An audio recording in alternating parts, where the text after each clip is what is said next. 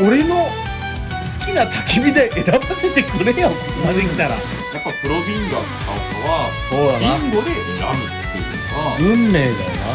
あのさ、本当にもしかして君の転職かもしれない。プロビンガーになるべく75でダブルビンゴなんで2個買っていただきます。なわけねえだろうが。うるせえよ、そんなコールマンのやつを2個。